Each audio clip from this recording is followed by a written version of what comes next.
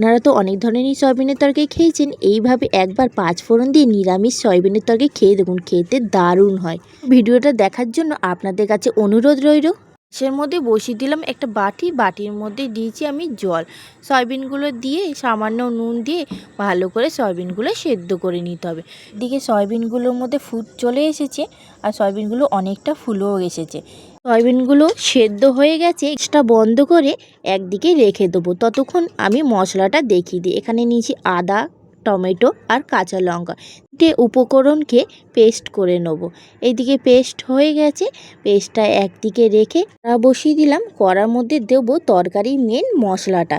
এখানে দিয়ে দিলাম 2 চামচ পাঁচফোড়ন। পাঁচফোড়নটাকে নাড়িয়ে চাড়িয়ে যতক্ষণে গন্ধ আসে না ততক্ষণ ভেজে নিতে হবে। ভাজা হয়ে গেলে একদিকে নামিয়ে নিয়ে ফোড়নটাকে গুঁড়ো করে নিতে হবে। অতিরিক্ত মিহিন করতে হবে না, একটু দরদরা রাখলেই হবে। ঠিক এরকমভাবে এইদিকে আবারও কড়া বসিয়ে কড়ার মধ্যে দিয়ে দিলাম মিডিয়াম তেল। তেলটা একটুখানি গরম হয়ে গেলে দিয়ে দিতে হবে সয়াবিনগুলো। সয়াবিনটা দেওয়ার পর এই সামান্য হলুদ দিয়ে নাড়িয়ে চাড়িয়ে ভেজে নিতে হবে। সয়াবিনের মধ্যে যখন একটুখানি লালচে ভাব আসবে তখন এই সয়াবিনগুলোকে নামিয়ে নিতে হবে। এই যে লালচে ভাব এসে গেছে, সয়াবিনগুলো একটা বাটির মধ্যে আমি নামিয়ে নিলাম।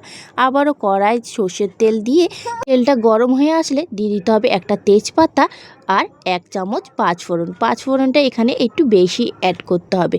এখানে পাঁচফোড়নটা একটু বেশি ব্যবহার করলে তরকারির টেস্টটা আরও দ্বিগুণ আসবে।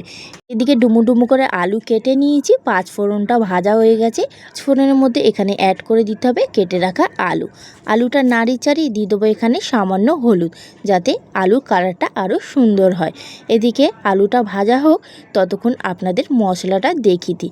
গুঁড়ো মশলা এখানে দিয়েছি আমি পাঁচফোড়ন গুঁড়োটা, 1/2 চামচ হলুদ গুঁড়ো, ঝালটা আপনারা যেরকম খাবেন সেরকম দেবেন, 1/2 চামচ জিরে গুঁড়ো আর একটু ধনে গুঁড়ো দিয়ে জল দিয়ে গুঁড়িয়ে নিয়েছি। এদিকে আলুটাও ভাজা হয়ে গেছে। ওটার মধ্যে এখানে অ্যাড করবো বাটা মশলা, সাথে গুঁড়ো মশলাটাও এখানে অ্যাড করে দিলাম। একটুখানি বাটির মধ্যে জল নিয়ে সেটাও দিয়ে দিলাম আলুর মধ্যে।